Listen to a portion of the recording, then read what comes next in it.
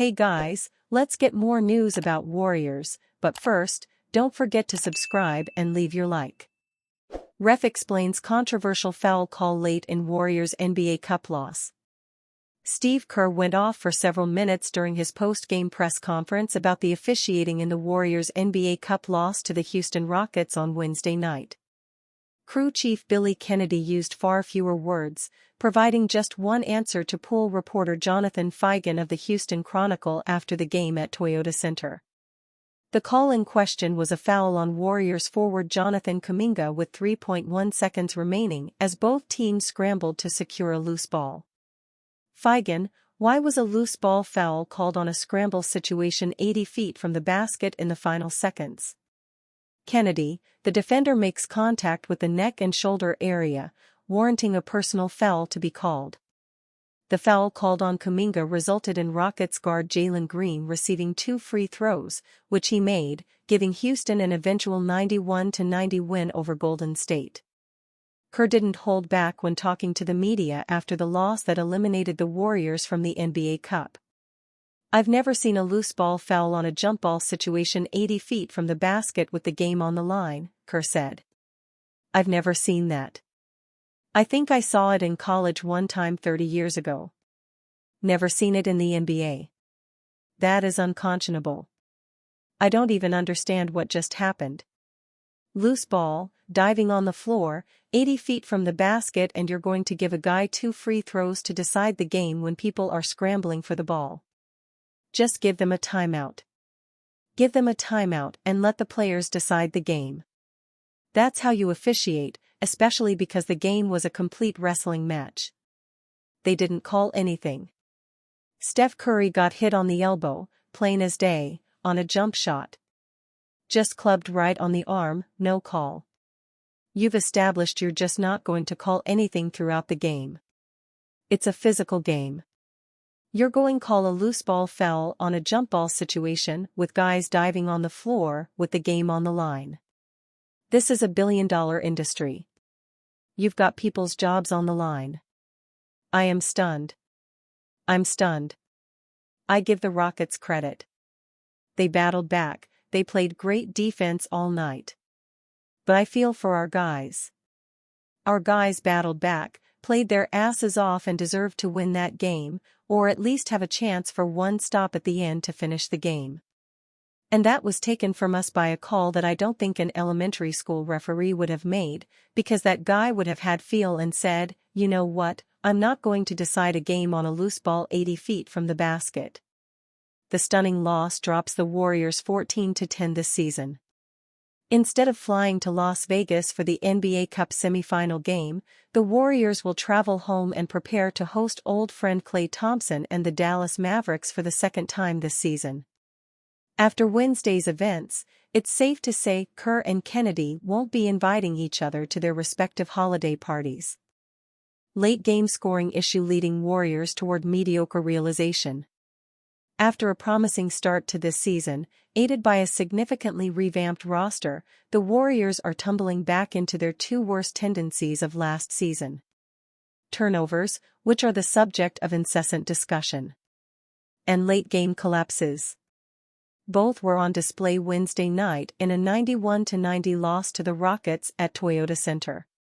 This was the latest loss in which the Warriors were on the road to victory before making a U-turn into defeat. These finishes can take a toll on the gut and maybe the mind.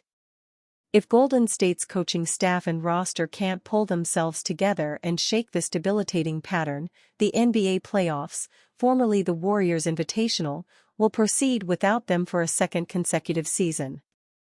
The pattern of scoreless droughts down the stretch has to be addressed, or else we're going to be a mediocre team, Stephen Curry told reporters in Houston. I take responsibility for not being able to get us organized or not being able to finish plays. The ball is in my hands, I've got to make shots. But I think we all can address certain sets that can get us better shot creation opportunities, knowing how teams are trying to guard us, especially in the last 5 minutes. The latest debacle came after the Warriors laid an egg in the first half and spun it into gold for most of the second. They trailed by as much as 14 in the second quarter but fought back to lead by 7 with 3:38 remaining. The offense then flatlined with poor execution, missed shots, and turnovers in the final minutes. The Warriors committed 22 turnovers, giving Houston 30 points. 7 of those giveaways came in the fourth quarter, giving Houston 14 of its 23 points in the quarter. "That's our fault," Coach Steve Kerr said. "We didn't score. We had a turnover on a pass from Draymond Green to Jonathan Kuminga. We had done a great job taking care of the ball after that first quarter and a half. That was a disaster. Dre has got to make a good decision there. He took a chance, throwing it to JK. He's got to get the ball back to Steph Curry on that. He knows. He feels terrible in there.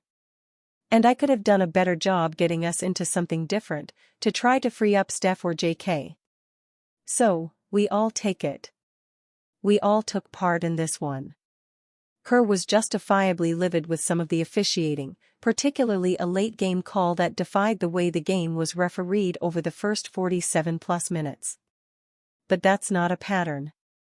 Or even a developing trend.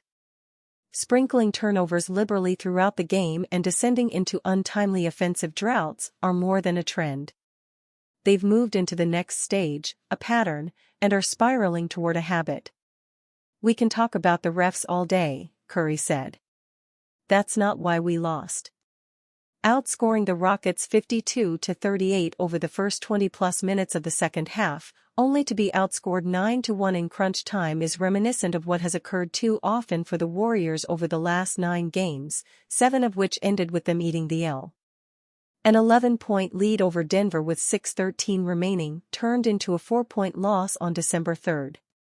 Scoring 5 points in the last 5:45 doomed them against the Thunder on November 27, and that came 2 days after a 3-point deficit with 3:26 remaining become an 8-point loss to Brooklyn. Bill Simmons predicts which team will trade for Jimmy Butler. After an impressive and unexpected start to the 2024-25 NBA season, the Golden State Warriors have hit a bit of a rough patch, as Stephen Curry and company have lost 6 of their last 10 games, which has sparked trade rumors once again in the Bay Area. During the NBA offseason, the Warriors were as aggressive as any team in the league in going after Utah Jazz star Lauri Markkanen, who many believed would be the missing piece to a potential championship team in the aftermath of the departure of future Hall of Famer Klay Thompson. After an attempt to trade for Markkanen fell through for the Warriors, their options on the trade market were limited, as many foresaw Golden State being forced to stand pat, which wasn't a good sign for this team's chances of being a contender again in the Western Conference.